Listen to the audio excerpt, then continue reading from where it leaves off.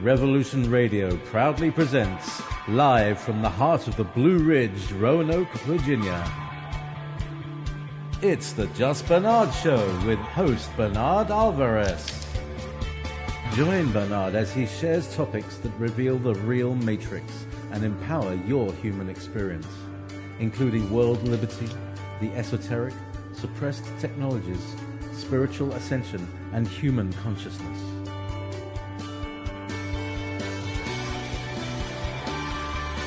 Humanity has awakened, and our time has come to realize our full potential.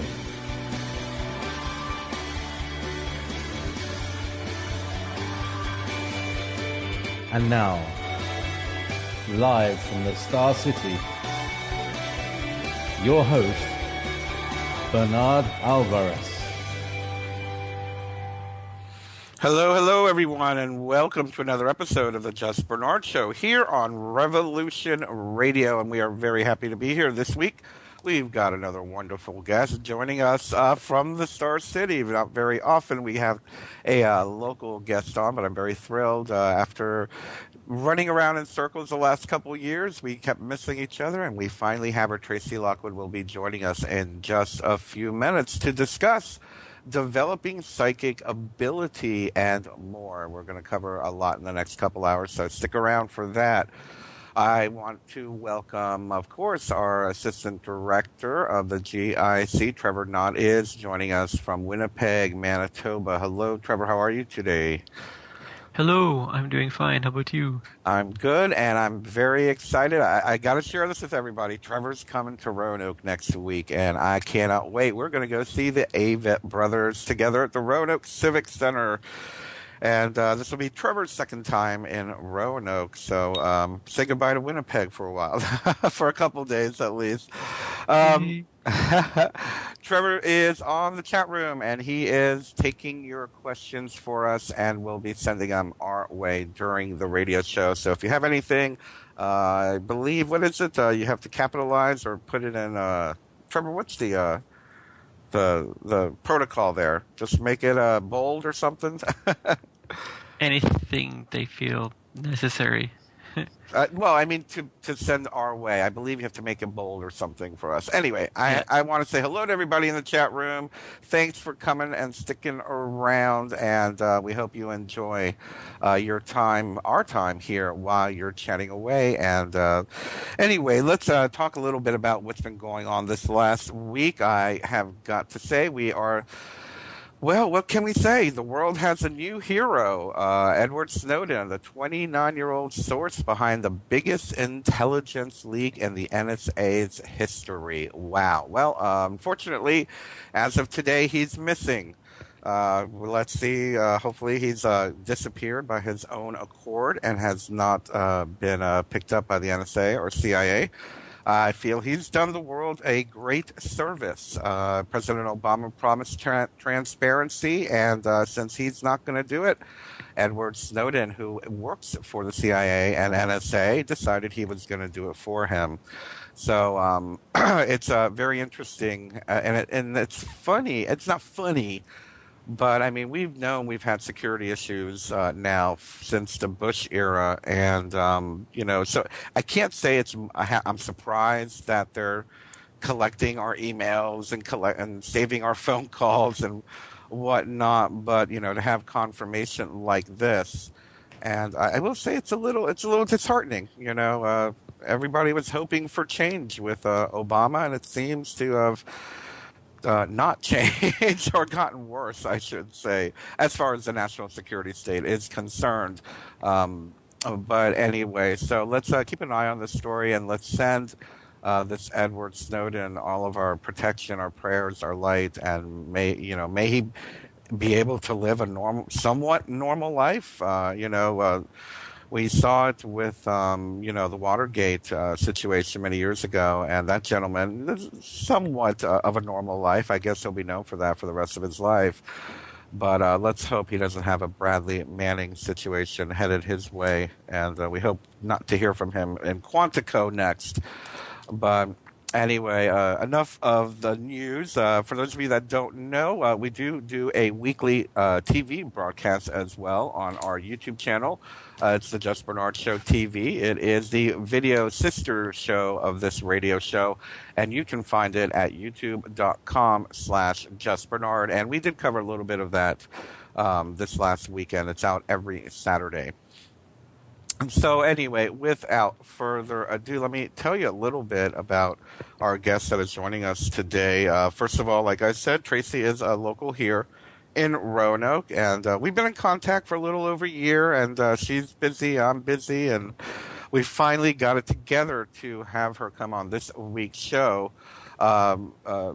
Tracey Lockwood is a psychic medium. She is also the executive director of the Universal Mind Center for Holistic Living in Roanoke, Virginia. And she's going to tell us a little bit about what it's like to talk to people on the other side. As well, Tracy is known for her energetic sketches. We're going to find out more about what that is. But they have literally put an installment of her work in one of the local venues. And what an exciting concept to have at a I think it's at the co-op, and she'll fill us in more about that. But I just love that that they saw fit to put something like this. It's nice to know that people are aware of the spiritual side of life and are willing to show it off, for lack of a better term. Anyway, so joining us live from Roanoke, Virginia, probably a couple of miles away from me, is Medium Tracey Lockwood. Welcome to the show, Tracy. Thank you for joining us today. Oh, I'm just delighted to be here. Thank you so much for inviting me on the air. It's a pleasure. It's a pleasure. And like I said, we've been Facebook friends for a couple of years. We've tried to meet up at each other's events and whatnot, but something always seems to distract us. And I love the way the universe just pulls everything in place at the right time. Everything is perfect. Yes, it is. Yes, it is. So, Tracy, you describe yourself as a psychic medium. And I know you're very well known in the region here, and I would like to maybe if you could share with our listeners a little bit about your story. Tell us about Tracey Lockwood. What was it like growing up? Where did you grow up? And what are some of the experiences that brought you to doing what you do presently and helping so many people? All right. Well, I grew up in Farmville, Virginia, and I didn't really know that what I did was something. It was kind of a natural ability. Sometimes I joke that I grew up under a rock and was raised by wolves, but that's not based on any lack of care on my mother or father's part. They definitely took care of me, but I felt like I was different.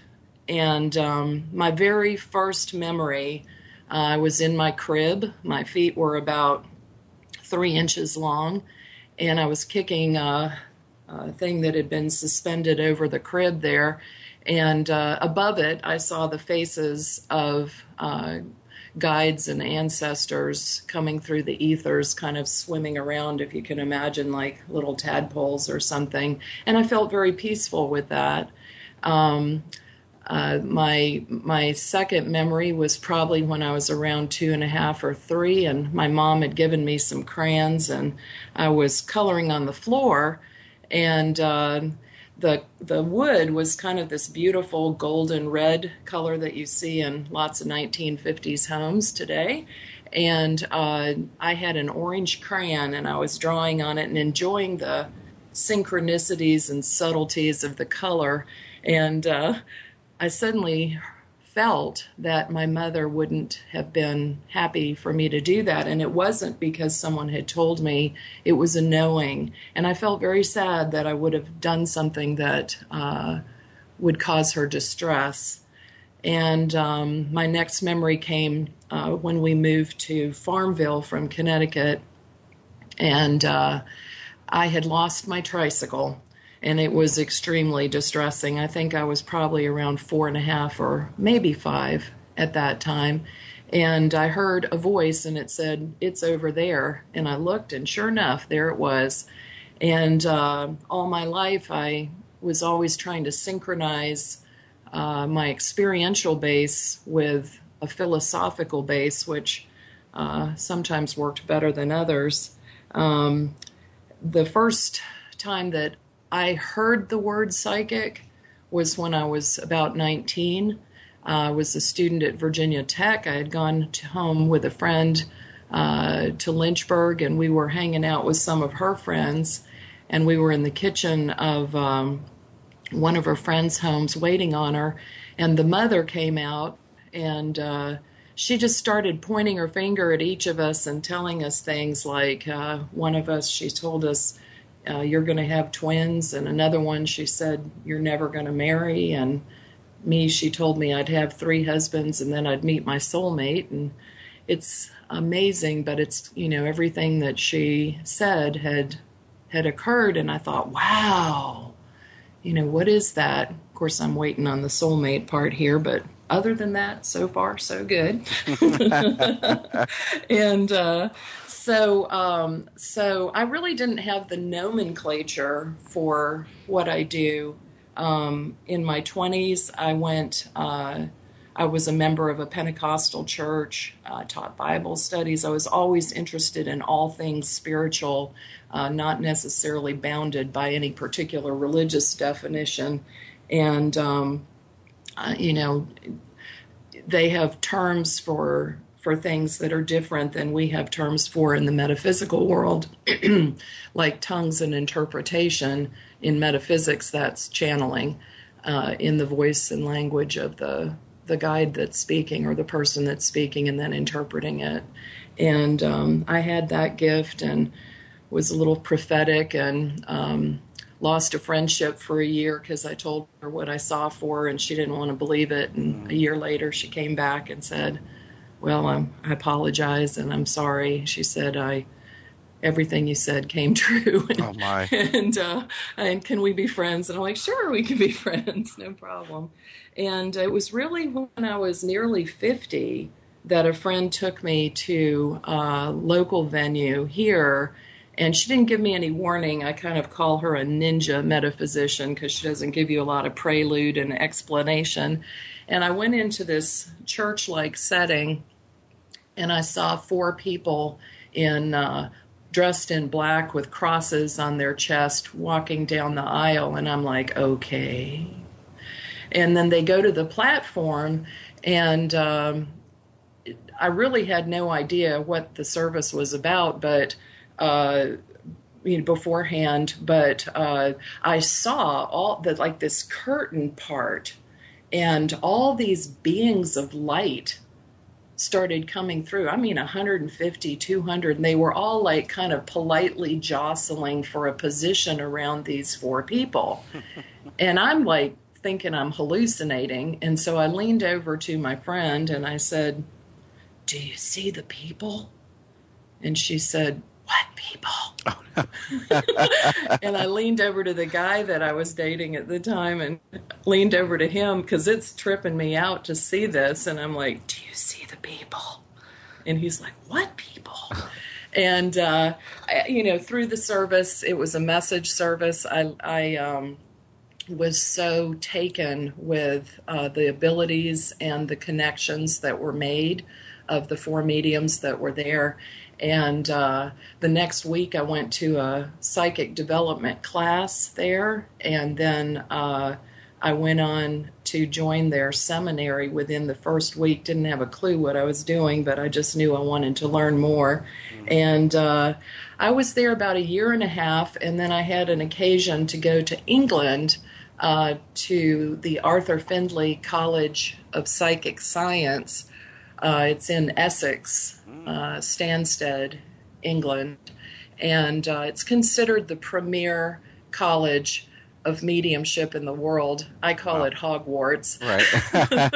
Because it really was pretty darn close to that. And that's when I found out that I was a medium, because I had followed a world-class medium minister, Val Williams, over there to study with her, and we're in class, and she's like, will the next medium take the platform? And I felt kind of like, I don't know, Gomer Pyle or something. I was like, I'm a medium, and I got up there and her mother came through and very evidentiarily. And then I got 3 readings while I was over there from these wonderful world-class mediums that teach for a pittance over there. And all 3 of them said, why aren't you teaching psychic development and why aren't you doing private readings?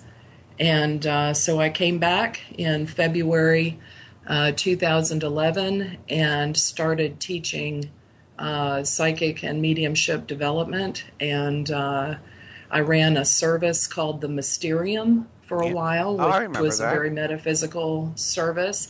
And I'm still teaching workshops on a monthly basis. I was teaching weekly for a while, and I've been doing private psychic readings and house clearings and psychic parties and all kinds of stuff since then. And I feel like I've found my soul. Yeah. Absolutely. And well, your path, your calling, by all means. And I just love the synchronicity of this conversation because I remember the first church or spiritual thing I did. The second, I will say. The second spiritual thing I did was to hunt out the local Unitarian church here. And I kept seeing this thing on the calendar saying the Mysterium. Like, that sounds interesting. And it's you. Yes, it is. Yes, it is. And I remember meeting you too and thinking what a dynamic person you were and are. And it's a pleasure to get to know a little bit more about you and share a little bit more about me. Yes, absolutely. Thank you.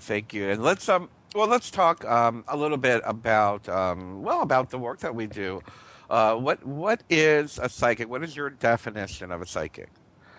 Well, I kind of giggle when people use the term psychic or medium because it's kind of woo-woo. It's just kind of like, ooh, a psychic. Right. And people want to have confidence in the idea that we have more than our 5 senses. But the world is kind of a tough place sometimes, and it's very easy to become detached from our sense of intuition. And I really prefer the term sensitive or intuitive, but it's kind of hard to market that way, so I stick with the old byword, psychic or medium. But I do think that everybody actually is psychic. I think that we were put on this earth with innate abilities to sense and know. We live in kind of an insulated life with all the materialism that's around us, but all of our primitive cultures demonstrate that there is a strong and distinct connection to the other world. And I believe that gift lies within everyone. I'm always tickled when someone comes to class and they're like, oh, I can't see auras, and then we do our exercise, and it's just amazing that they see the same colors that everybody else does. So it's kind of interesting. And so is it fair to say that, and actually, this is what I believe, and I'm wondering if it's something that you would agree with, is that psychic is really just an extension of our, how shall we say, our unvisible senses, whether it be intuition, whether it be mediumship, whether it be the ability to astral project, all of these things, because we're always taught about, the 5 main senses. And, yeah, and extrasensory, I guess, is the word I'm looking for. That's exactly right. And all of the senses are reflected in that astral body that we have. And I think the best definition of a psychic that I ever heard was one that was given to me by one of my 14-year-old clairvoyant students. And she said, I think a psychic is somebody who's sort of like a psychologist, and they kind of counsel a person and help them to find their way forward. And I thought, oh, bingo, out of the mouth of babes. Isn't that the truth? Isn't that the truth? It's funny because I myself, I prefer to use the term intuitive counselor. Yes. For that very reason. And again, it's so funny because the majority of the public are like, "What are you talking about?" And I'm not sure what tools you use when you do have a session with somebody, but I usually use like the tarot cards as a foundation for the session. And Yes. I've always got to describe to them or help them to understand that the psychic, the tarot cards are not here to tell you your future.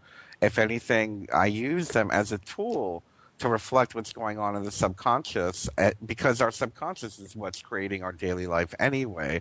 So I use it as a tool, perhaps, to be an inner reflection of what they're sensing, what they're doing in their own life. Now, the paranormal aspect of it might be unexplainable. Why do the cards show up the way that they show up, to explain what you're thinking? But I always try to let them know this is not fortune telling.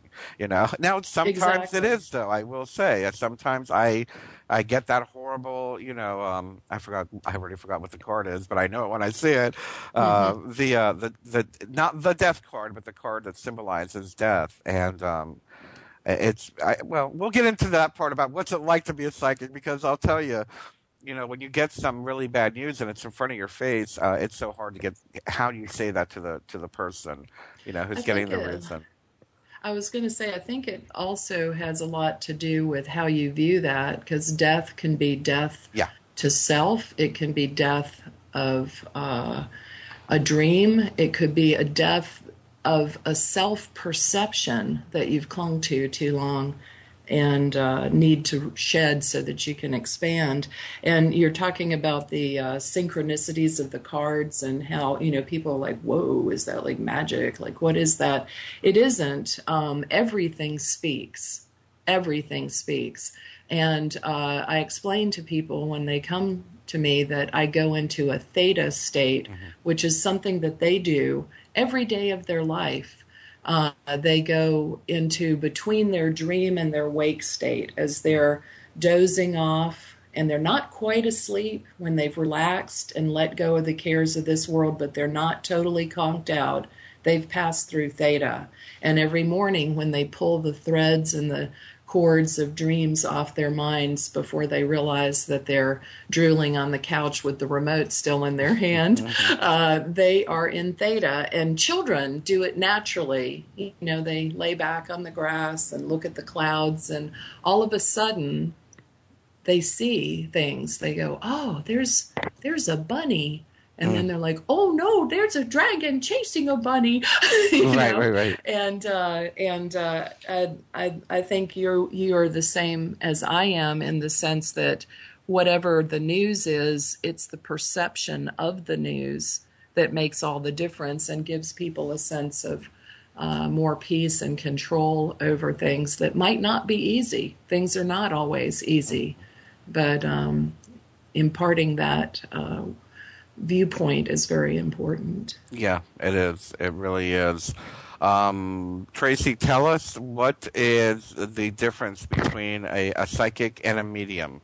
There's a lot of confusion around that word. People think that mediums are psychics, or psychics are mediums. Can a medium be a psychic? Oh, absolutely. Absolutely. And I haven't determined whether it's a continuum, but I think it's sort of two characteristics. Psychism deals with feeling and knowing things, and real strong connection to the intuition. And I liken it to having eyes, ears, nose, etc., in every cell of our body. And it's just an awareness of truth, really, of truth past, truth present, and truth future. Mediumship specifically is someone acting as the conduit between two people. It could be simply explained like a telephone basically. It's like a fiber optic cable between two people so that they can talk. So when I do mediumship, I become the voice of that person for the person that's listening. And there are different degrees of mediumship that go from mental mediumship, which is more of a mind-to-mind connection, which we all have. You know, we hear the word telepathy and go, whoa. But really, we're all born with a mind-to-mind connection. And that's how spirit talks. I believe that before we came into this world, we had a mind-to-mind connection. We didn't have to use our lips to talk. We could be anywhere at the speed of thought.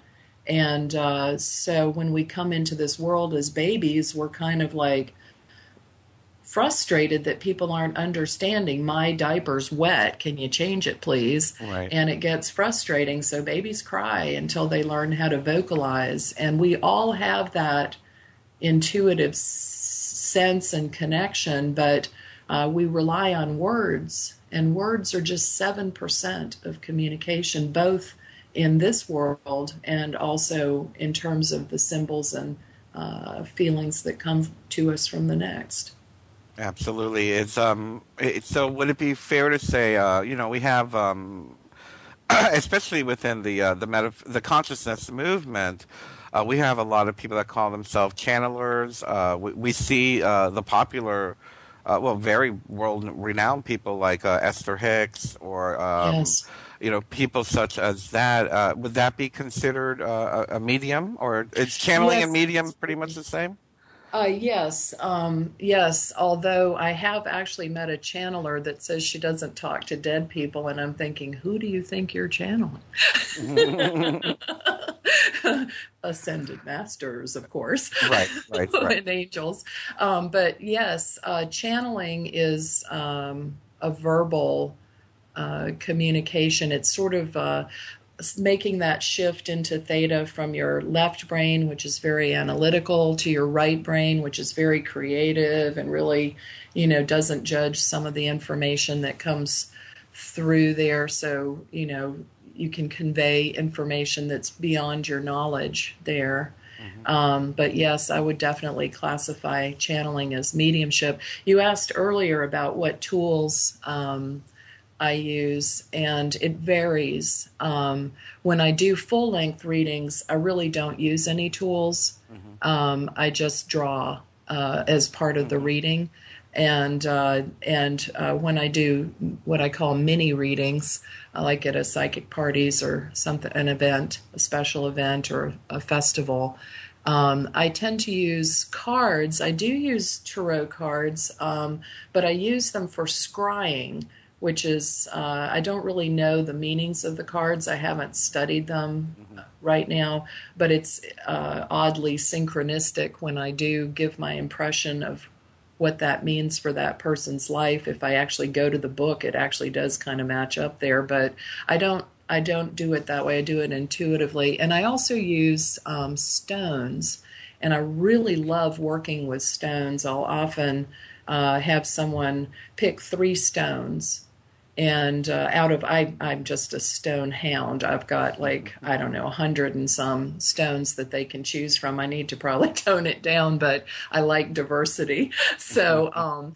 I'll let them pick 3 stones of their choosing, and I take it in my hand and I just sort of shake them around so there's no predetermined order, and I'll set them out 1, 2, 3 in a line, and they have a choice of Okay, we're gonna go on break, and we'll be right back and continue talking about tools.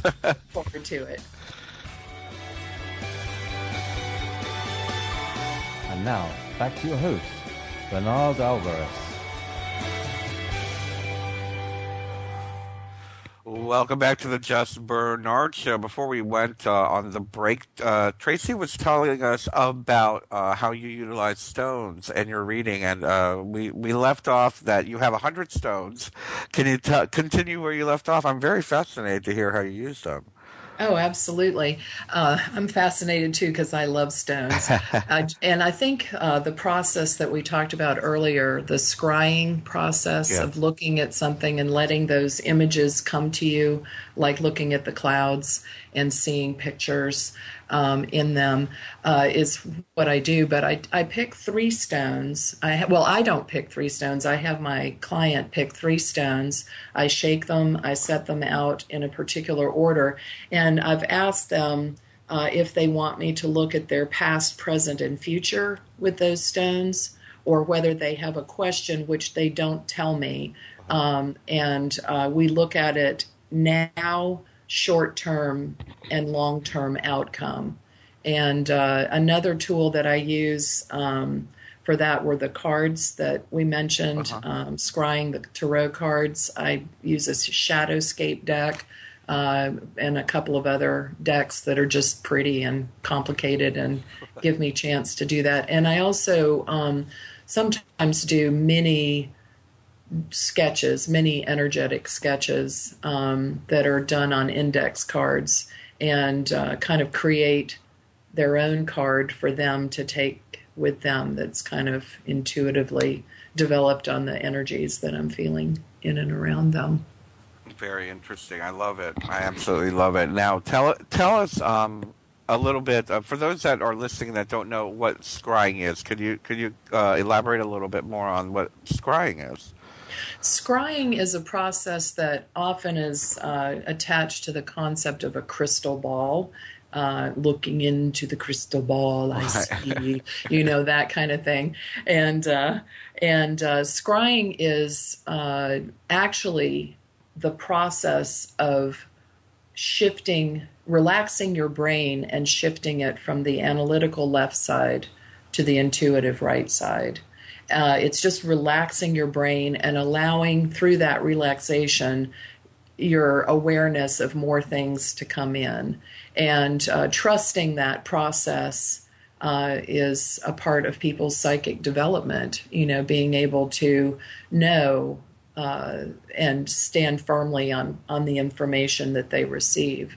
And again, I do think that psychism is a gift that most people have.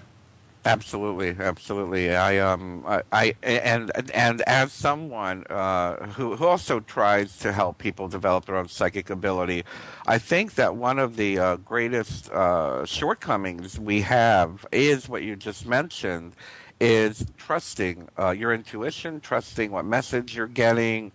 What is there any advice you could give those that are developing their psychic ability of how to be more trusting of what their intuition is saying? I mean, how many times to our listeners, how many times has your gut told you, don't do this, or yes, you should really follow up on that, and 3 or 4 days later you're like, darn, I should have followed my intuition. And it's hard. One, I feel for me.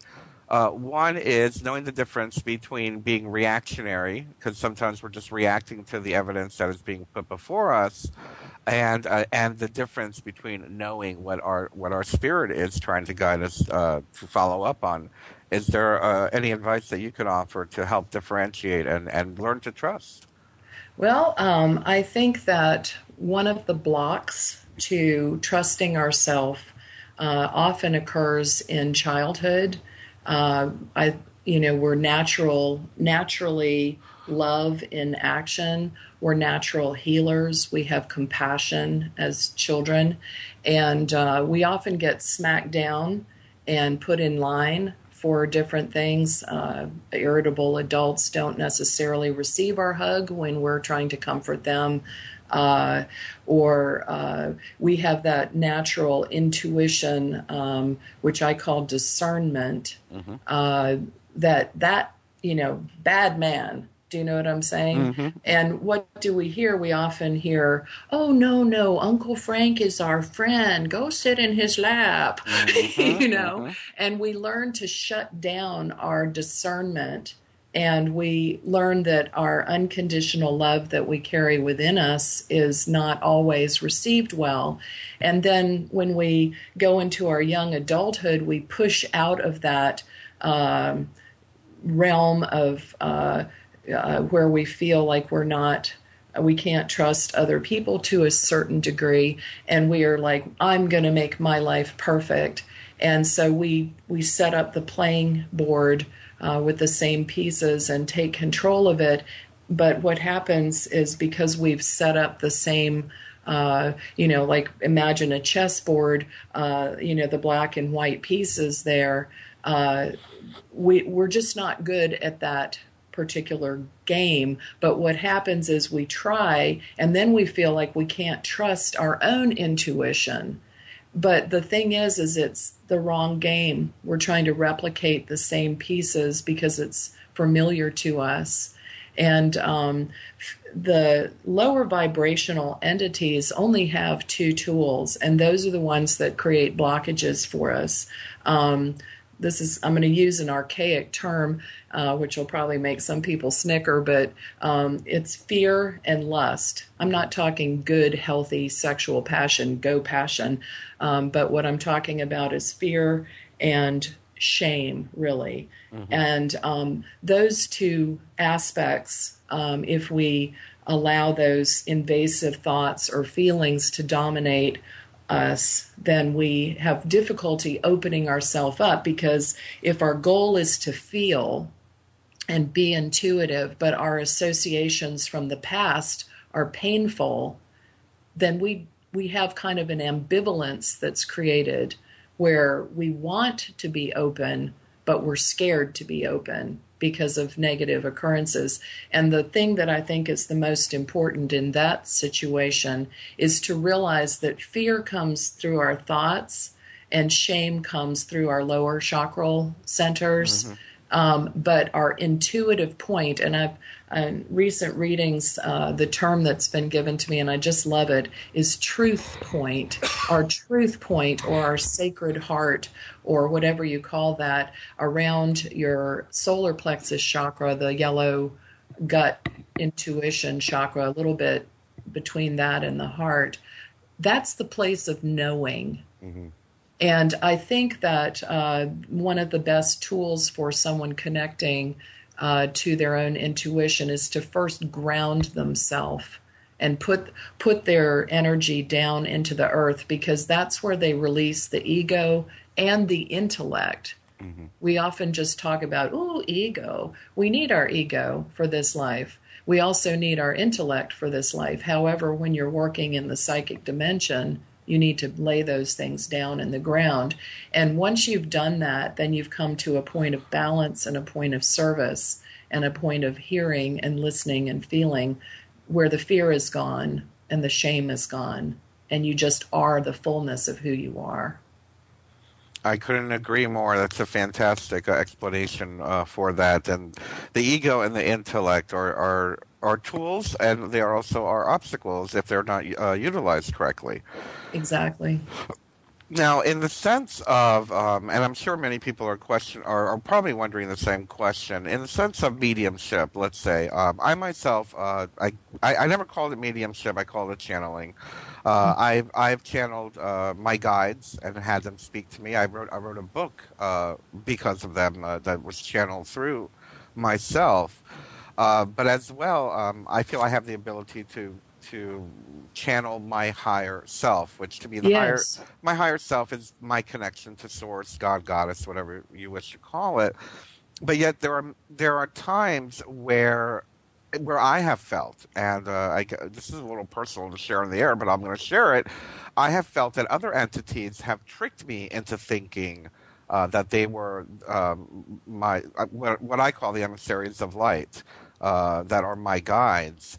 And I could just tell after listening to what was being said, I'm like, that's not them.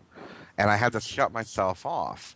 And actually, I did shut myself off for a couple of years. And just recently, I started connecting with them again, because I did not trust what was happening. And I don't know if it was because I was insecure or anxious or reactive or whatnot. But I know that like attracts like energy. So what is your advice to people in the sense of being in protecting themselves from false truth entities, or entities that want to invade or possess or trick? Or I mean, I know we have the little low-level entity tricksters, and they're easy to take care of, but these greater, I guess what Christians would call demonic type entities, how would one protect himself from allowing that to come through? And how do you know the difference?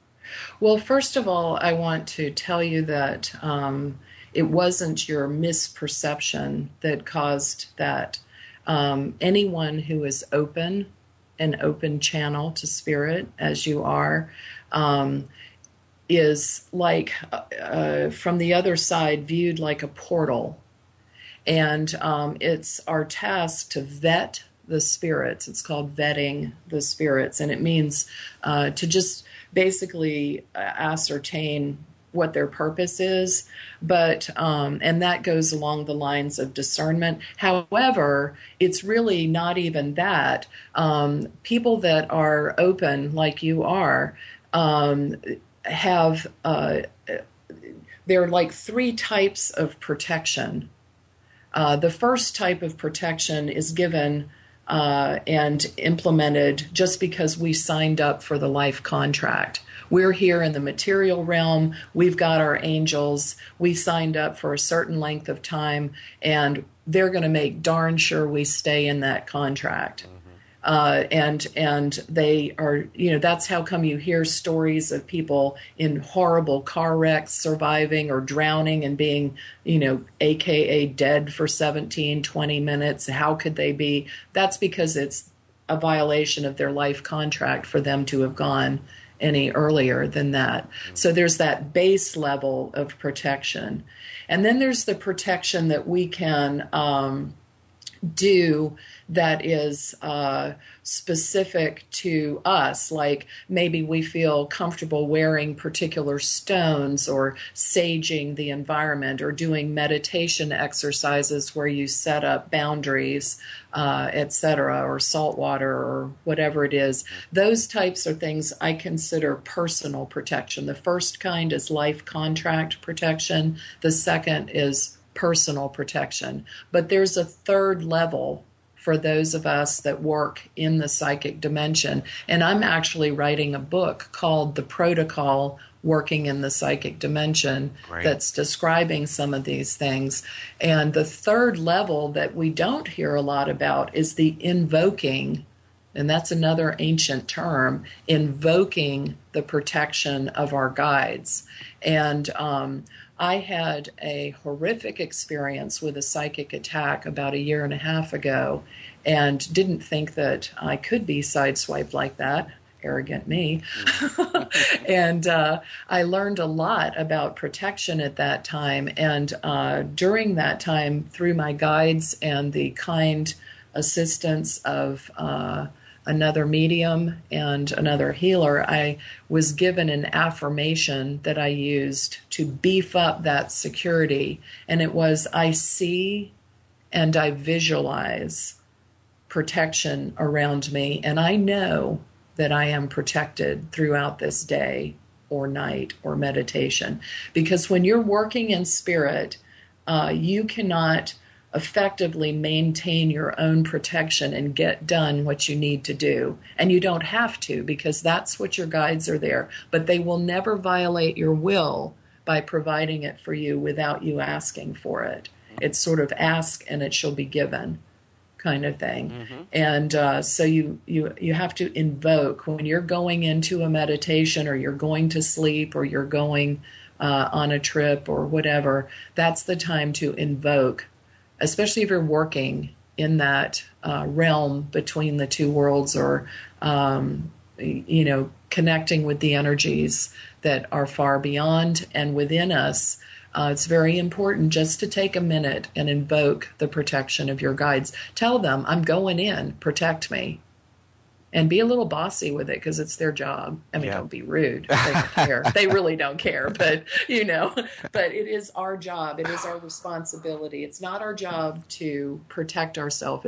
It's our job to invoke that protection. Right. And I actually, it's funny that you mentioned the be a little bossy part, because I had to get a little bossy last week. And it was like, look, you want me to do this? This is what I'm doing on the planet right now. This is what you're telling me I need to do, what I feel I need to do, and I need your help, and you need to protect me. And I had to get a little bossy. You But know, and it's right, and it's absolutely right that you did that. And then isn't it interesting too that the harder we try, the less that we accomplish. But then when we set that intent out there or that command out there, and start that manifestation process where thoughts become things, yes. which is the exciting part of being in this world. When we just send it out there and then we have to call it to us, we have to say destination Bernard Alvarez, for that, and feel justified so that there is no ambivalence that we're not reaching beyond what we're capable of, because we're never.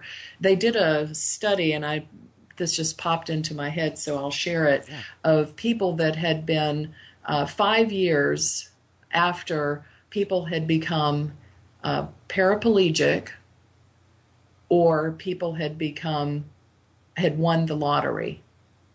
And they did a test of their happiness 5 years after. And, I know which one I would pick, right? Mm-hmm. But they found that their level of happiness was the same 5 years after. The paraplegics had adapted to their disability and had learned to reframe their world. But the people that had won the lottery often didn't identify with the ownership of that money. Right. And 5 years later found out material things don't have the sparkle and allure that they do. The more you have, the more you have to protect. You got a big ass house, you're going to have a big ass security system. So I think that that happiness is important and something to reach for. Absolutely. And it comes from the inside. It doesn't come from the outside. Oh, absolutely. Yes. Yes, absolutely. And I think I've even taken it down through my readings. The book that I'm writing also is coming through the knowledge and wisdom that I gained through my readings. But happiness is actually an awareness that we have choices. It's making those little decisions about where we put our energy. Does it, if you're asked to do something that you don't want to do and you say, yeah, then you've contributed to your own unhappiness. Mm-hmm, mm-hmm. So if you say, I'm unable to do that, or I don't choose to do that today, or no thanks, then we've taken a step toward freeing ourselves, clearing out the clutter of the things that we don't need any longer. They're not serving us. They're not. They're just sitting there in our lives. We need to get those cleared out. And the universe abhors a vacuum. So if you clear out something negative in your life, it's making room for something positive in your life. Yes, that's one of the laws of the universe. Yeah. And on that very same, I guess by the very same token, there are moments where we as individuals, speaking of filling that vacuum, we get offered something, and out of politeness, we're like, oh, no, thank you. I don't want that. When really we do. The universe could be offering us something. I mean, as simple as going over to a friend's house and them offering you a cocktail or something, and you're like, oh, no, thank you. And it's like, oh, come on, you really want it, Yeah, that addresses that issue of that ambivalence of I want it, but I don't feel that I should take it. And that's the thing that inhibits prosperity in our lives. Yes, absolutely. And for me, it also is a symbol of, not being aligned with our spirit, or not being able to communicate what is happening within us. It's like, yes, I would like to accept that gift. Why am I so ambivalent? We see so many people that just can't take a compliment, for example. Yes, yes. And it's like, Yeah. just say thank you. That's great. Don't you want people to tell you you're beautiful? Of course, everyone wants to be told they're beautiful. And staying on the same vibration of what you're talking about in relationships, sometimes we cling on to things, uh, believing that if we just hang in there and give it 100%, that everything will be fine, or at least we won't have any shame, going back to the fear and shame that we talked about before. But really, relationships are supposed to be 50-50. And my guides speak street, so they call it the fitty-fitty rule. And the the fitty-fitty rule is that perfect balance where your energies are 50% and the other person's energies, whether they're a parent, child, a sibling, a lover, a partner, a job relationship. And you're probably going, well, how would that work in a job? In a job, the amount of energy that you put out should be compensated with the amount of money that you receive. If you're putting out too much energy in a job, you either need to get a raise or find a job that will compensate you at that level. There's a 50-50 rule to everything. And again, going back to relationships, one of the principles that frequently is brought out during readings is the difference between compromise and sacrifice. Sacrifice is something that you take of yourself and there's no putting it back. You give up your favorite hobby or you give up an activity that you enjoy because of the insecurity of your partner, you've lost something and you will never get it back. Mm-hmm. But if you compromise, that's an entirely different thing. So I'm against sacrifice and I'm for compromise. Oh, I couldn't agree with you more. But for me, I have to say, it opens up a bazillion questions. I don't know if we're going to have time in this segment. But, there are those of us, and actually this will be a great intro into the next segment. There seems to be, no, not that there seems to be, there is a very obvious, an obvious transition happening on the planet, and I don't mean political, I don't mean spiritual, I mean that there are thousands, hundreds of thousands, maybe millions for all we know, of people that have found that they must turn their life over to service and to live in service. And, you're on a favorite topic here. Yes. And, and they use many words, the light workers, the indigos, the star seeds, the rainbow people, that's been spoken about in prophecy and whatnot. But whatever the label is, whatever we think it is, the reality of it is that we are seeing more and more people giving up their careers, giving up their riches, giving up their companies, whatnot, myself included, to literally dedicate themselves over to service. And I find that there's so many layers of or levels perhaps of understanding and all of that, in the sense of why do people do something like that? Is there a sense of urgency? For me, it is a sense of urgency that I feel that the planet is at a place where I really need to do this now. Well, we've got literally one more minute, but when we come back, I'm going to continue my discussion about this, and Tracy talk about this whole movement over to service and what that means, not only for us who are just awoken to that need for service, but how important it is to develop and really master our psychic abilities when we do turn ourselves over to this. I feel that I wish there was like a handbook, for all of us. I'm writing it. There's a little bit here, a little bit there. It's all over, but we'll be back after this short break to talk about this. And now, back to your host, Bernard Alvarez.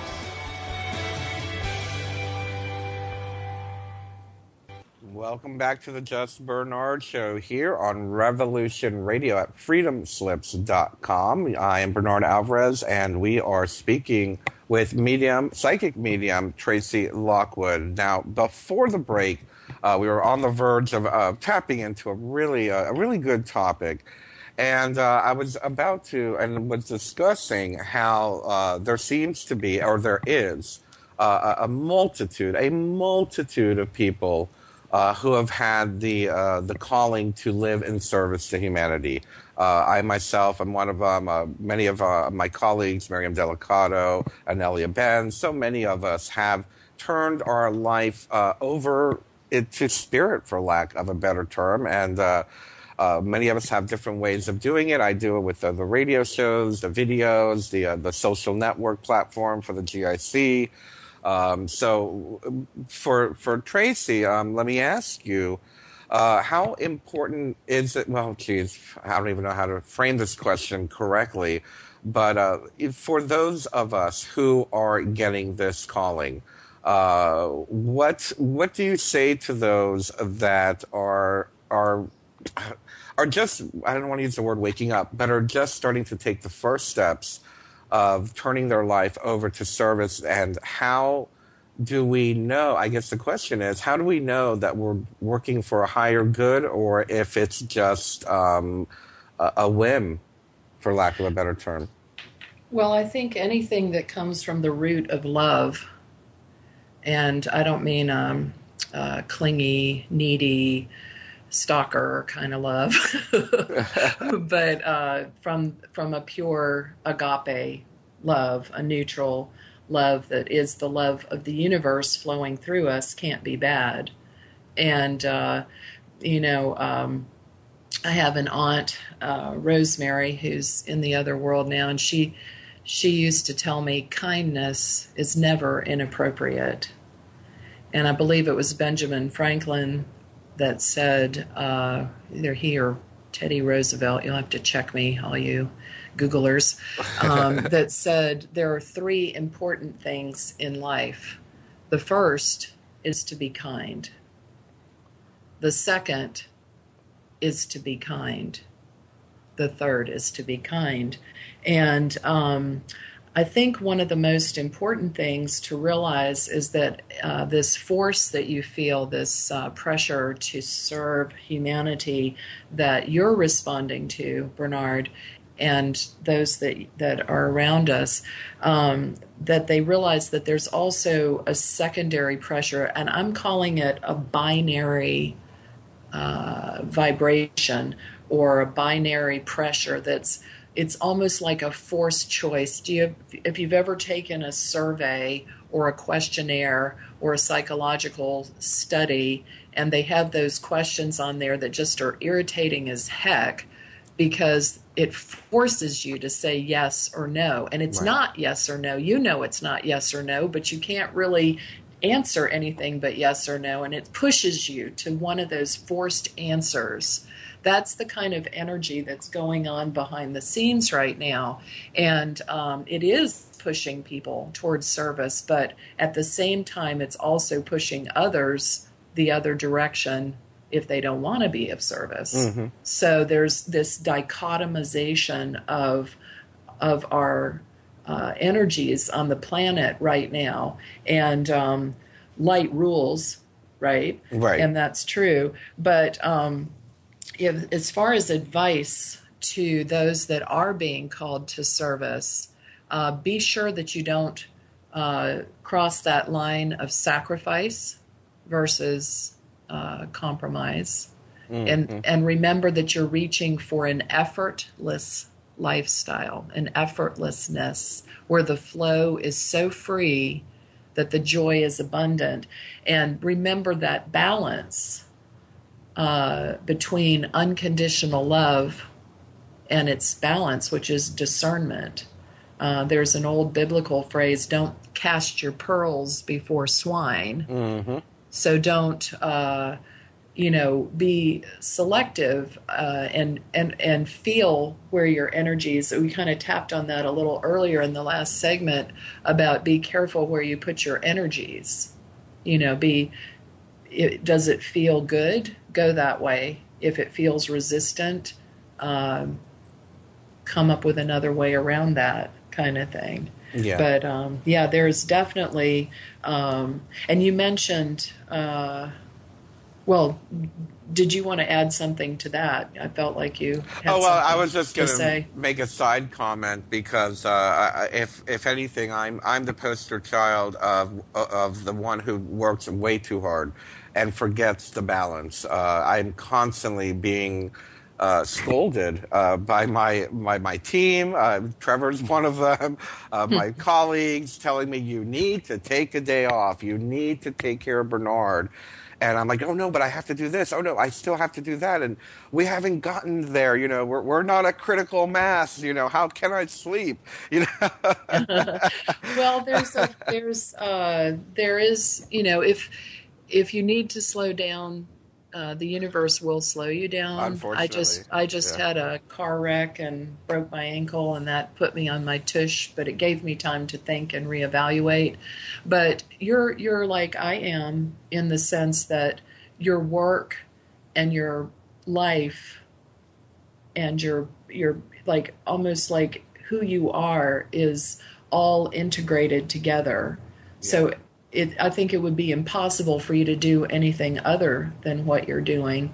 Remembering to be kind to ourselves is important for sure. Eating right and getting rest and exercise. And, you know, some of us thrive on challenge and on high-speed action because it is a pressing time. And I used to tell people I thrive on stress. You know, I can eat nails for breakfast.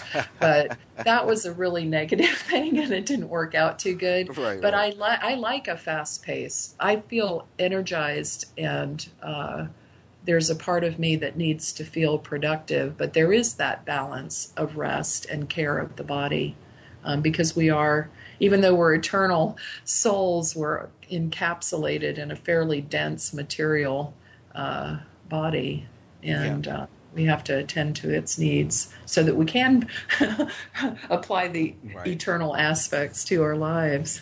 And, you know, as someone, especially, you know, growing up in the 80s, or just really being a part of what we call, you know, the matrix, for lack of a better term, where we are constantly being told that busy is good, idle is bad. You know, if you're not doing anything, you're not being productive, or show us the results of your you know, the fruits of your labor.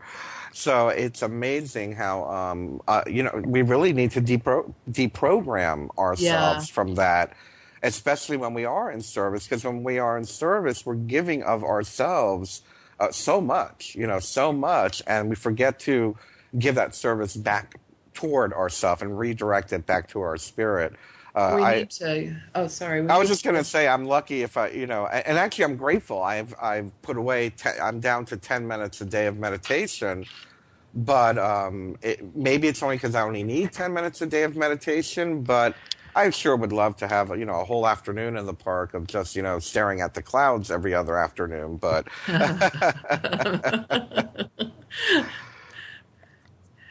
well, I think that your body knows its limits, and you're going to excel at what you do because you're creating and manifesting with every action that you take.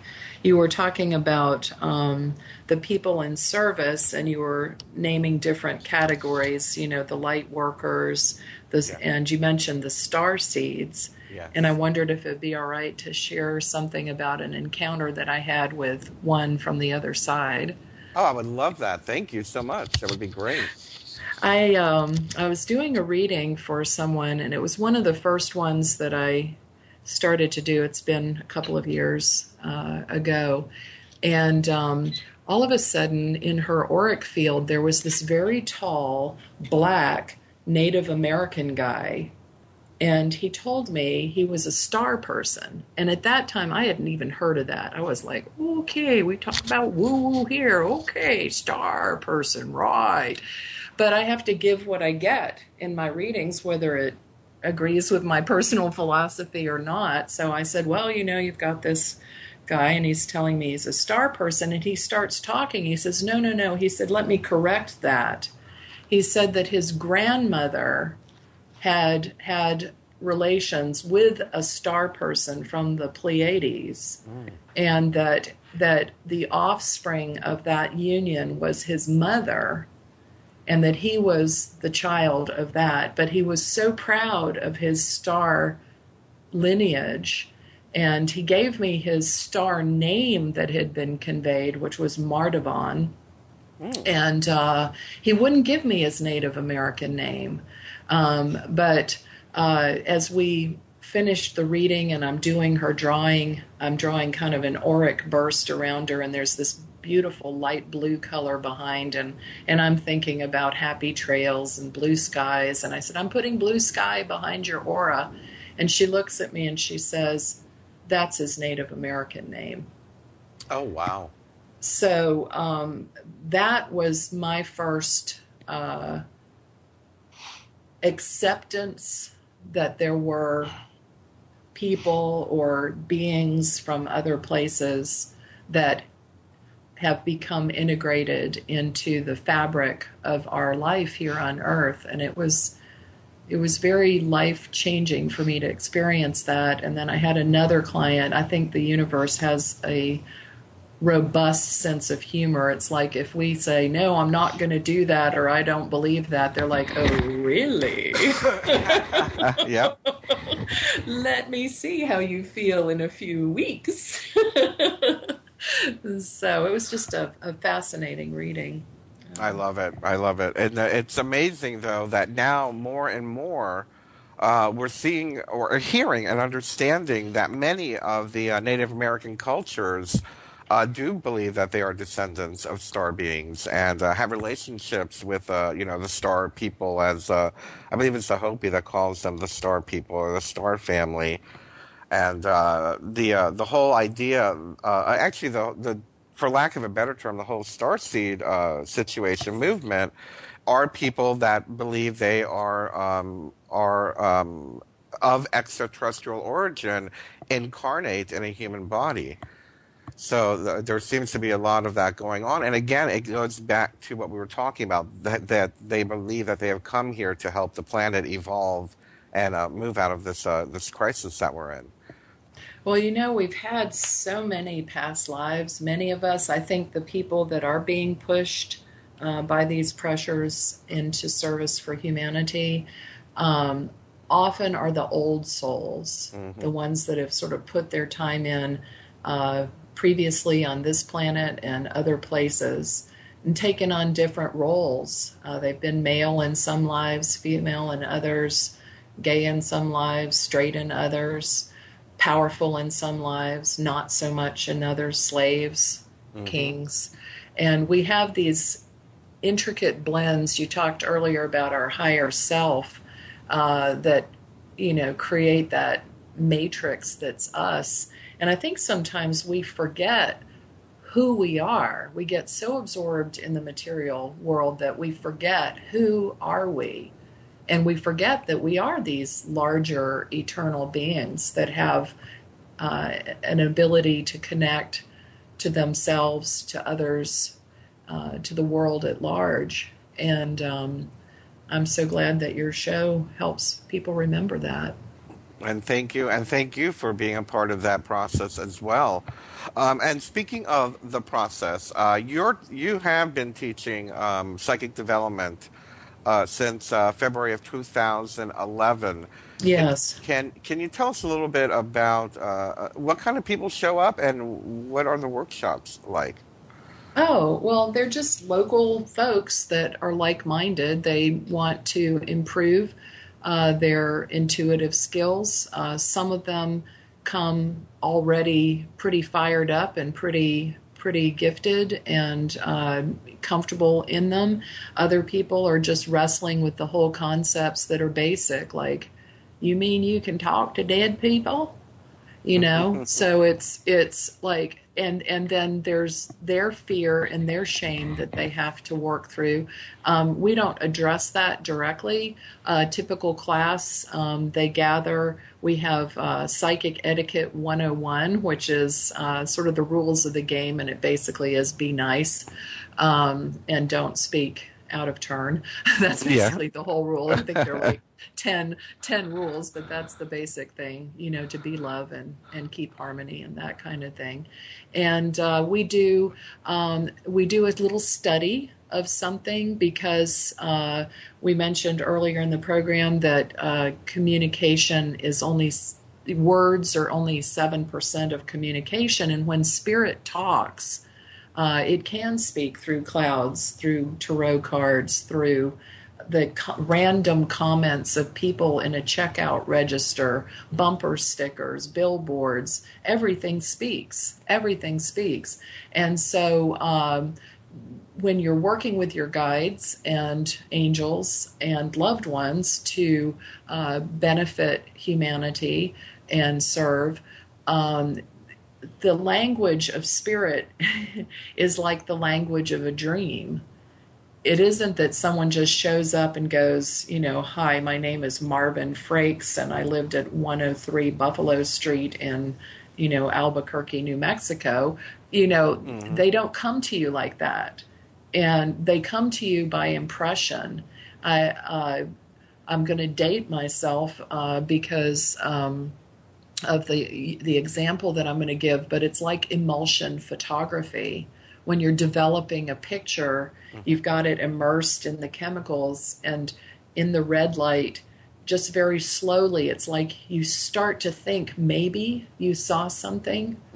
And then as you focus on that, it becomes clearer and there are different shades that stand out. And before you know it, you have a full image of what you're seeing. Spirit can appear in full form, physically, you know, with all the detail.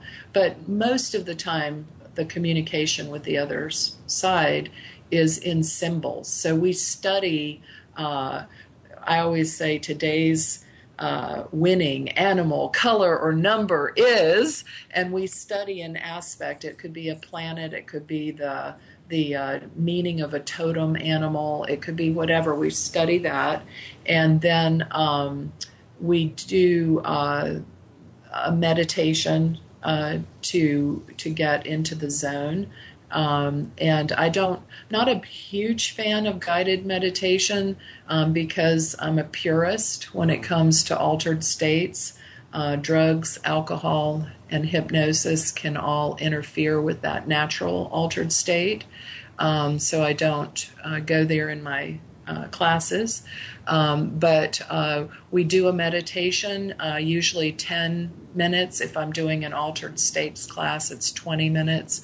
And then we do an exercise, and invoking protection and grounding and all those things are all part of the session. And we do so many different things.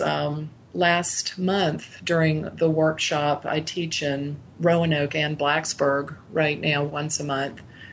We did telepathy, which was mind-to-mind communication, and we did 3 forms of mental telepathy with each other, and using different symbols, words, and we worked with color some too. And this month we're going to study psychometry, which is the art of touching an object and reading its story with your hands or with your body or your psyche.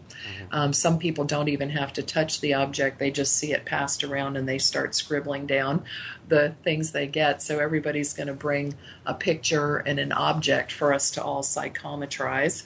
And so it just, and then we close with a blessing, and it's non-religious in any way. I feel that that wherever someone is on a religious path, that's exactly where they need to be, but that's not my forte. So I'm not trying to indoctrinate or change anyone's views. I stay within the realm of natural, and some people think of it as supernatural ability, but it's really just enhancing all of the gifts that we already have. Right, and and on that note, I believe, and I know you believe, that we are all psychic. We all have intuition. We all have the ability. As long it's a matter of, I guess, well, like you're doing, teaching psychic development. What are your feelings on people that are like, oh, I can't be psychic, or it's impossible? Is it fair to say that some are more open than others, or are they just not tapping into it? Well, the ones that come to the classes are usually wanting to learn. They're not too resistant, really.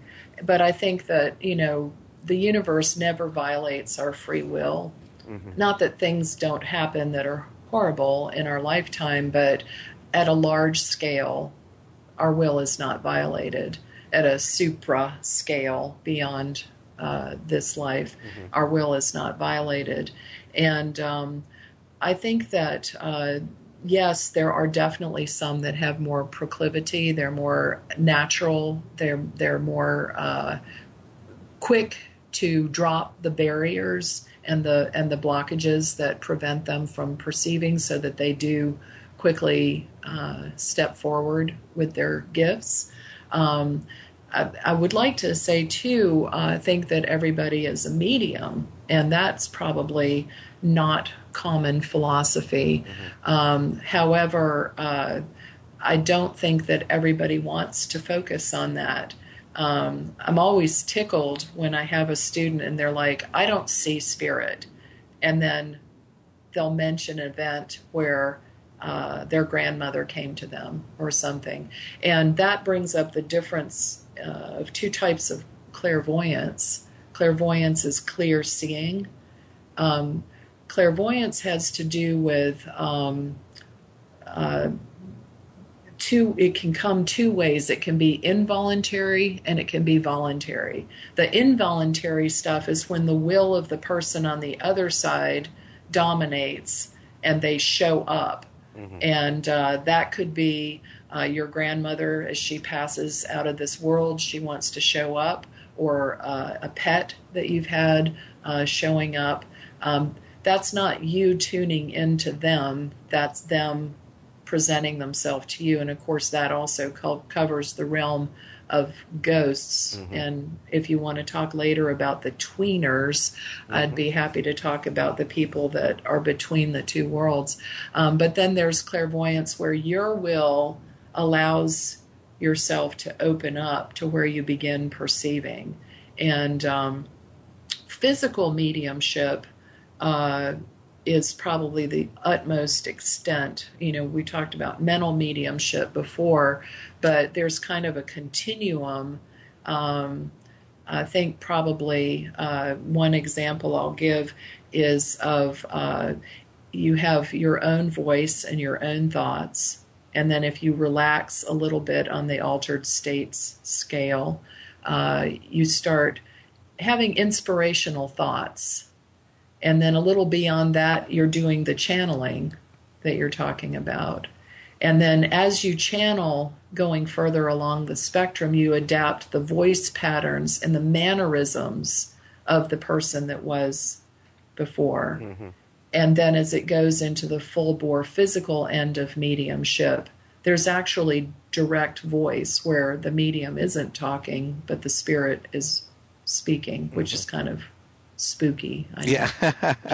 There is a continuum. There's actually a continuum between mental mediumship and physical mediumship, and it's for all the senses, not just speaking.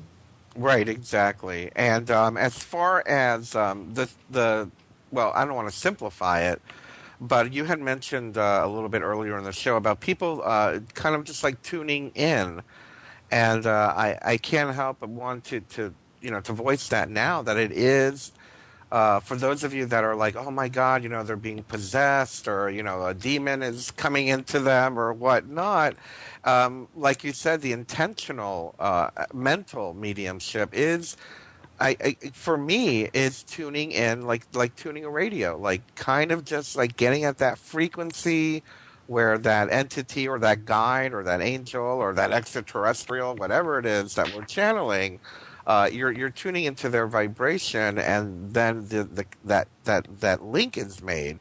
So it's not as I might be simplifying. I think it's pretty simple. No, I think you're dead on, and dead on. No, because, but I want to make a distinction for people that aren't as familiar with the gifts. And possession is an aggressive takeover. It's a hostile takeover of someone who has poor psychic boundaries. Channeling is the flow of an energy through an intact and cohesive person. Like their boundaries are intact. It's a good vessel. Do you know what I'm saying? Mm-hmm, mm-hmm. So there's a difference. And people, possession is associated with a violation of will. And I know I just said our wills can't be violated, but that's on a higher plane. There are definitely, just like there are predators in the material world, there are predators in the psychic dimension. And if you know the rules of the game, which is material trumps spirit. Yeah. Now that's an interesting thought, because we kind of like freak out if we see something that's from the other side. We're so startled. Even I'm used to it, but sometimes if there's something physical that occurs, it's like, oh my God. Yeah. But there are predators that are in the tween zone, the tweeners. And there are other types of people that are caught in that realm too, that are not negative or lower vibrational stuff.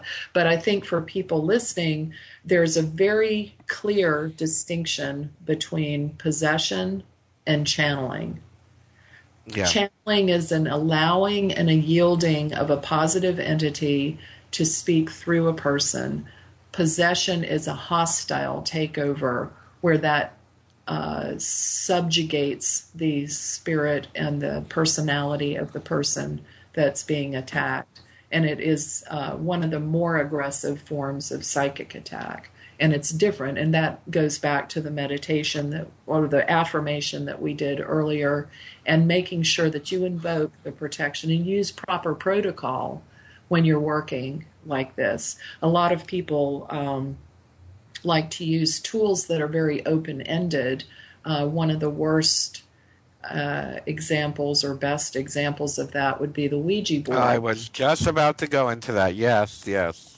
I prefer not to use it because it's an open portal. Yeah. And what I want to say is drugs, alcohol, hypnosis, or tools like the Ouija board open the portal between the two worlds artificially. Obviously, for centuries, people have used peyote and other medicinal plants and herbs to achieve an altered state. People drink because it alters their state. Hypnosis can alter your state, etc. And I'm not saying hypnosis is dangerous. I would like to clarify that hypnosis is very appropriate in a therapeutic setting. Yeah. But when you're working with spirit, it is not a pure altered state, because you're subjected to a guidance that's outside of yourself. So when any of these things are utilized, the example I like to give is that it's like going to the eye doctor and they put those awful drops in your eye. Yeah. And then your pupil's like super dilated and you can't close it down against too much light. You have to protect yourself more because you're too open. That's what those things do to people.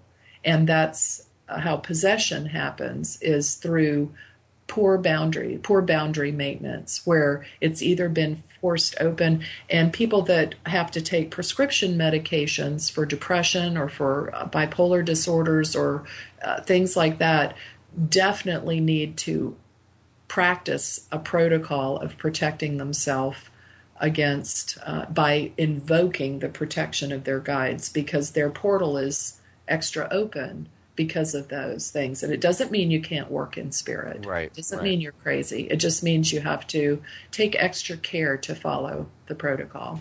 Okay, we're going to go on break, and when we come back, we're going to talk about the tweeners with Tracey Lockwood. And now, back to your host, Bernard Alvarez. Welcome back to the Just Bernard Show. My name is Bernard Alvarez. You are listening to us on Revolution Radio. That was a quick break, but before the break, we were just going to go in. Well, actually, no, we were talking about the Ouija board, and I want to finish talking about that for a second with Tracey Lockwood, of course, who's joining us today. Tracy, now, let me ask you something. I myself have had negative experiences with the Ouija board. Of course, I think every drunk college kid likes to play with it once in a while. And in my early 20s, I got into a lot of trouble with it. However, I have seen positive experiences with it. Is it fair to say that if it's done, well, for me, a tool is a tool and it can be utilized incorrectly. Is it fair to say I knew a woman who was Santera or Babalao in Miami, and she loved her Ouija board. But let me tell you, before she did that Ouija board, she spit rum and blew cigar smoke and created a circle and invoked the gods, and before she would even put her hands on it. Is it fair to say that if you know how to protect yourself correctly?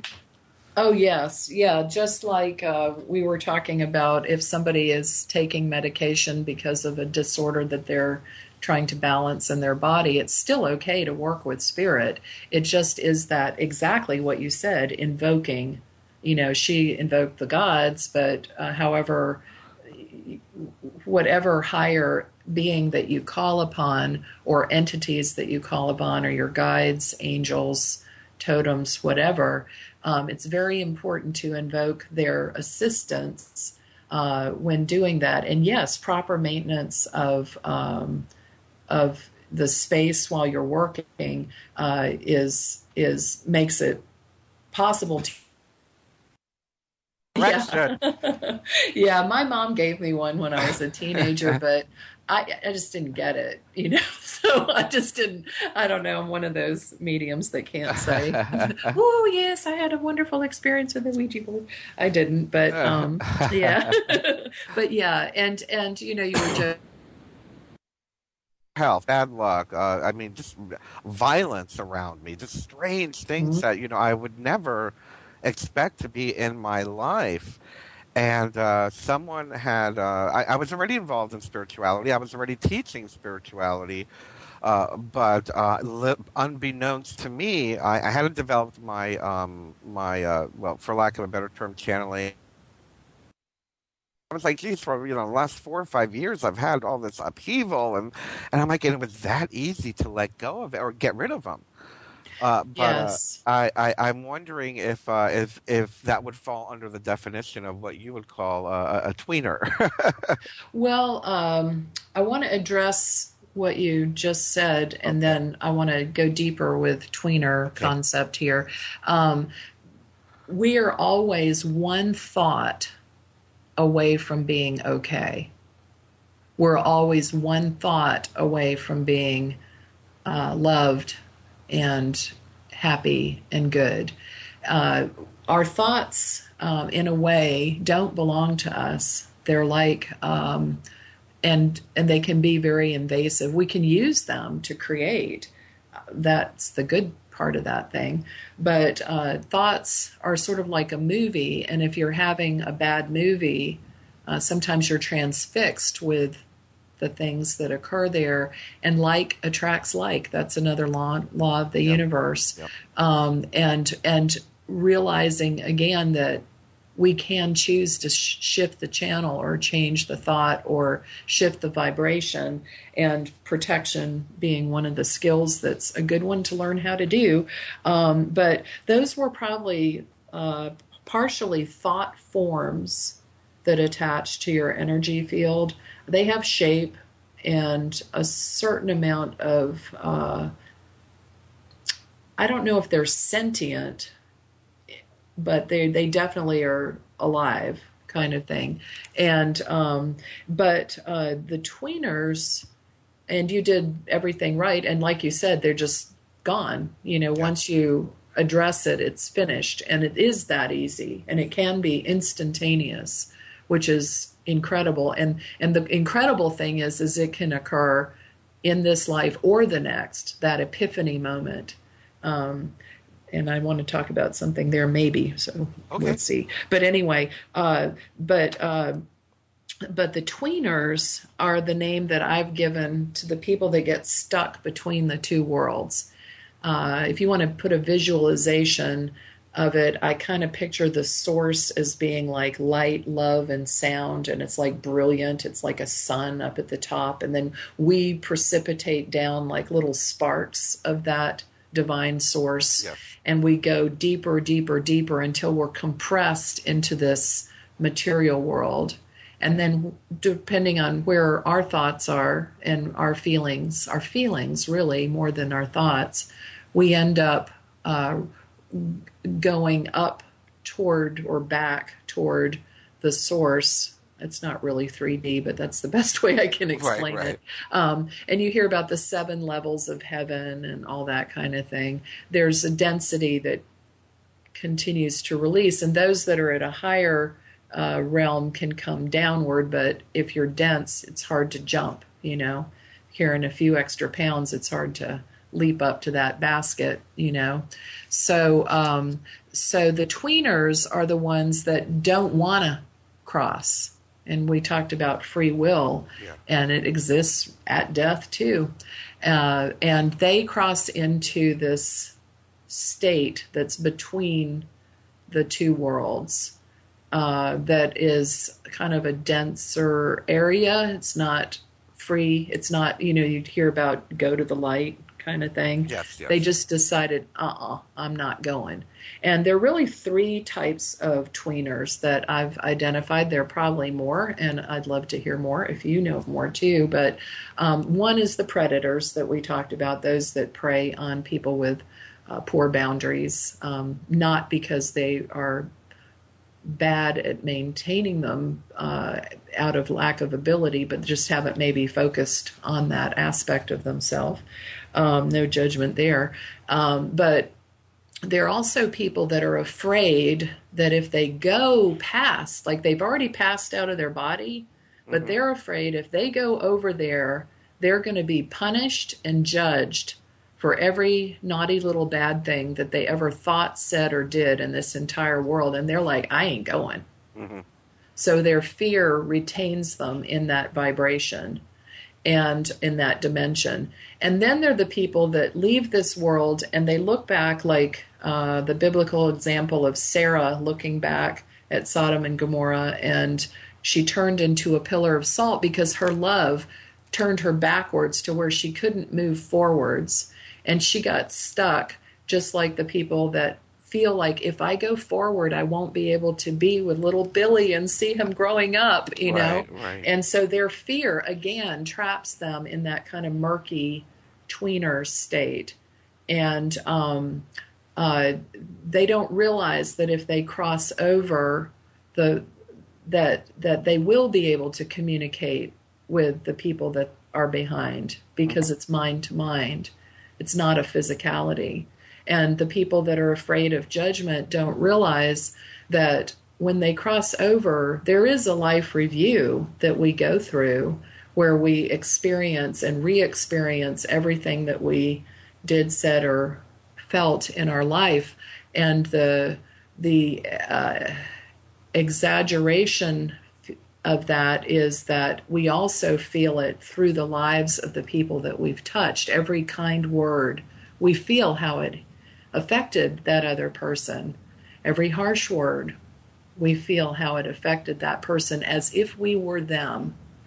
And I knew another medium who had a life after death experience, and he said that when he finished his life review, he felt like a piece of turd, just absolutely whatever. And he just felt unworthy of even, the shame and stuff was really huge. And his guide came up to him and went, "Oh, get over yourself."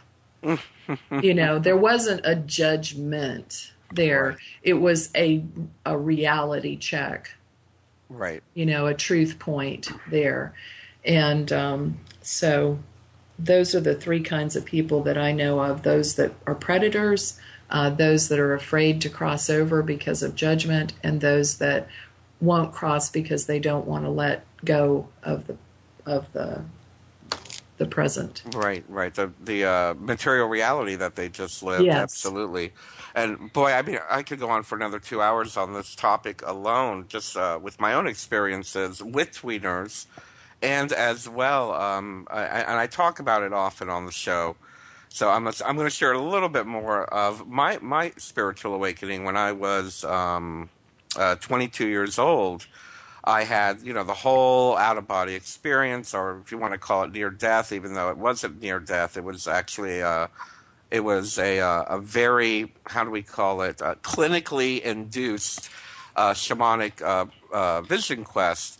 But I remember having that review, the whole life review, and realizing, God, what a snob I was, or what an arrogant, self-centered, And I guess that's pretty normal, just coming out of the teens, But I will say that was a part of the experience that I call it my first spiritual awakening, because I feel I had another one back in 2004 or 5.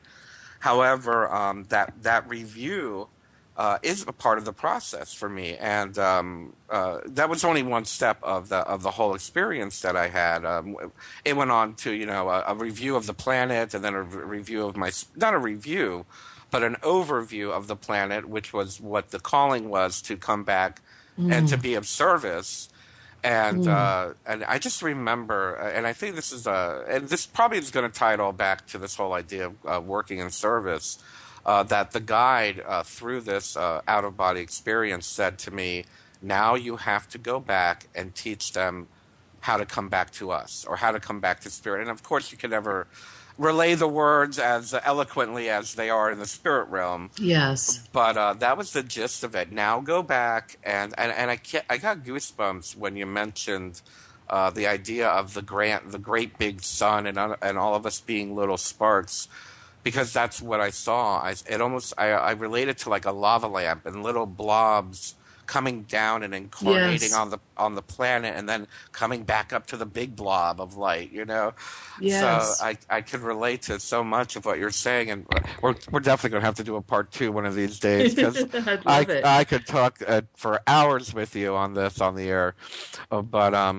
So as far as the tweeners and those of us that are involved in developing our psychic ability, I did have a situation with a student of mine who had her stepson, 15 years old, had passed away, and he was haunting the house. I mean, he was literally, they would see him in the hallway, they'd see him in his room, he'd mess up his room.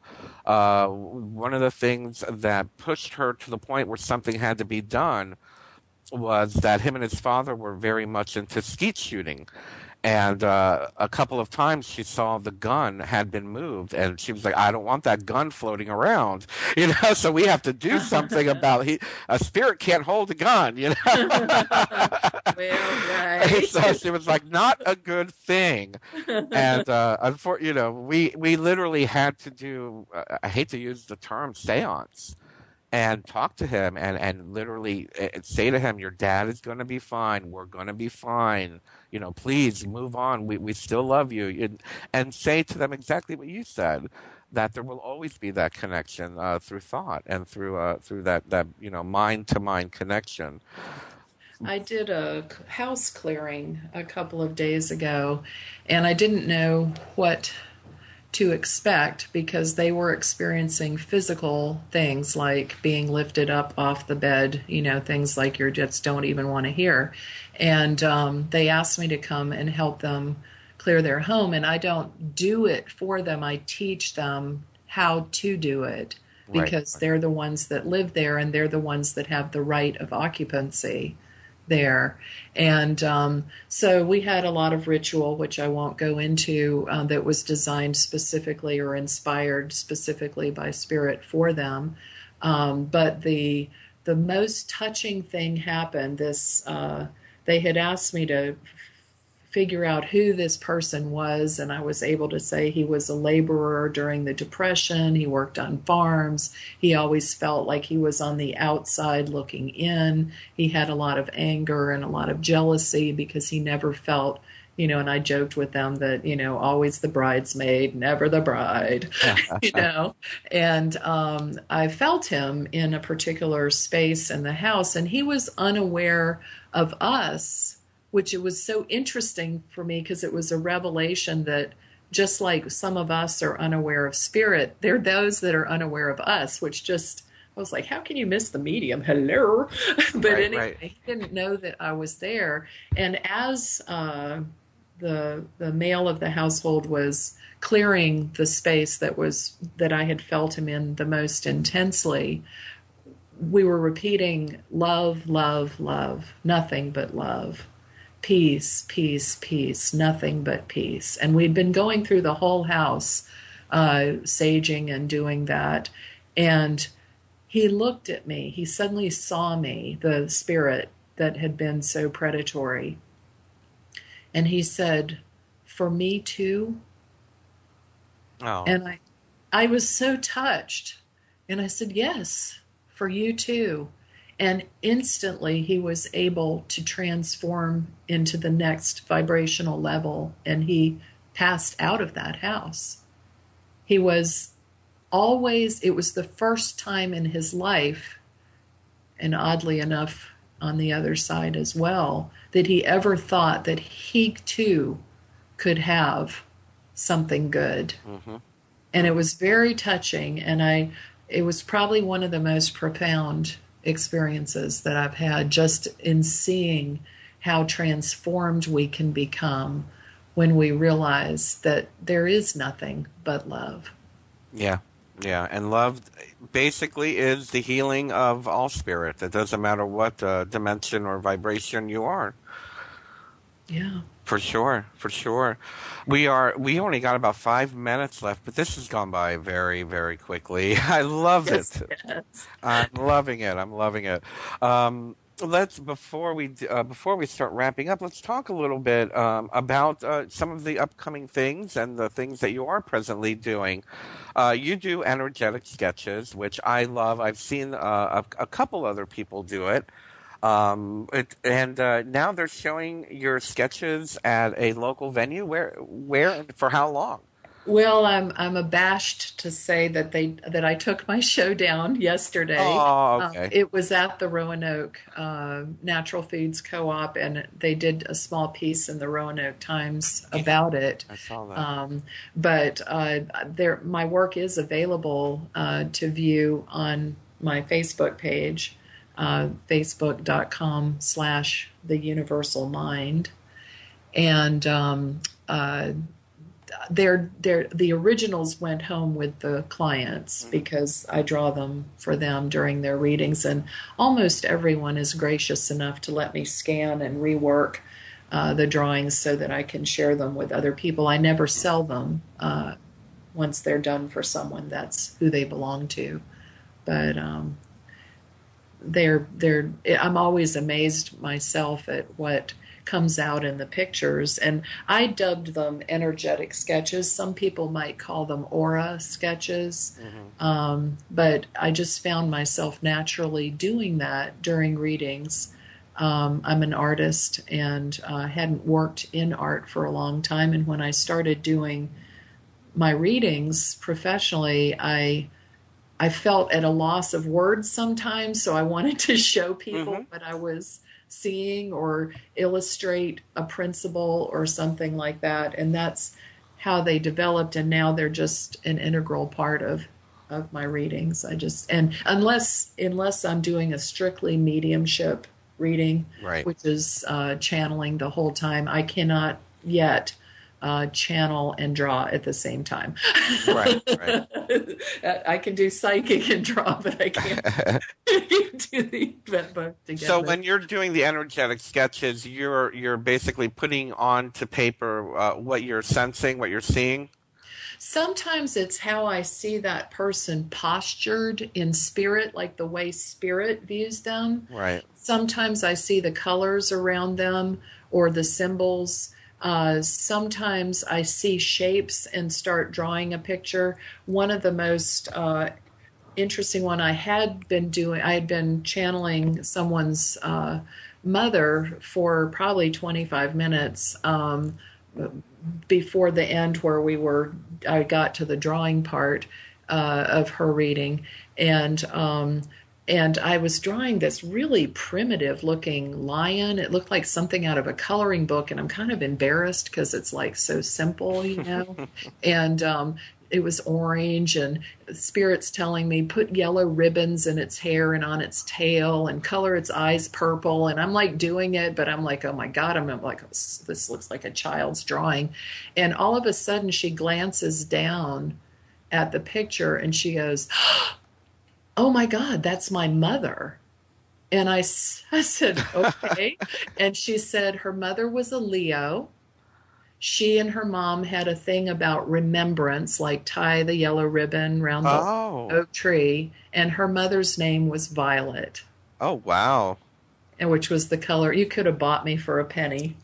Oh, my goodness. So my most primitive drawing is one of my most sections in my collection now. That's cool. And let me add to that synchronicity. My mother's name is Violet, and my father was a Leo. Oh, wow. Like attracts like. Oh, boy. Oh, boy. Synchronicity at work. Anyway, we need to start wrapping this wonderful discussion up. So I really want to thank you so much. Tracy, we definitely are going to stay in touch much more now for sure. Where can people listening to the show find you, get a hold of you, book a class, go to the class? What's the best way to get a hold of you? Well, the easiest way is through Facebook, and that's facebook.com/The Universal Mind, spelled out. Okay. Or Universal Mind. And or they can call me directly at 540-998-9789, which is my cell. Oh. And yes, I answer it myself. And I always schedule readings. They can be done by phone or Skype now that I've been brought into the, what is it? Where are we? The 21st century? What century are we in? Thanks to Bernard. But yes, so 540-998-9789 is my number, and Right. Facebook.com at The Universal Mind. Well, guys, we've got to call it a week. I have a very special show next week, and I'm not going to tell you what it is. It's going to be a surprise. The following week, we have Anodia Judith, who is the author of The Global Awakening Mind, and she'll be joining us here on the Just Bernard Show. As well, if you're in Roanoke, please come see me at our Earth Spirit group every Thursday at 7 p.m. at the Roanoke Diversity Center, and, of course, at the Global Illumination Council. Please apply for membership. Support our work. Support our shows. Support our activism and all the other wonderful things at thegic.org. This is Bernard Alvarez. I'm here with Tracey Lockwood, and, of course, Trevor Knott has been on the chat moderating for us. We will see you all next week with a very special surprise show. So thank you so much for listening, everyone. I love you very much. Have a very, very blessed week. Bye-bye now.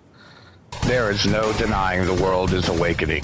We see it in the global uprisings and demonstrations of the people around the planet and the new way of thinking and living that is arising naturally within each one of us and our communities. I have been a major player in this global shift and movement for over 20 years and have helped tens of thousands of people around the world change their lives and find their voice in order to help create the paradigm change we so desperately need. Join me here at Revolution Radio on the Just Bernard Show every Tuesday at noon Eastern Time for 2 hours of powerful interviews and discussion with some of the most influential visionaries of consciousness, alternative media, and suppressed knowledge. We promise to reveal the real matrix and empower your human experience.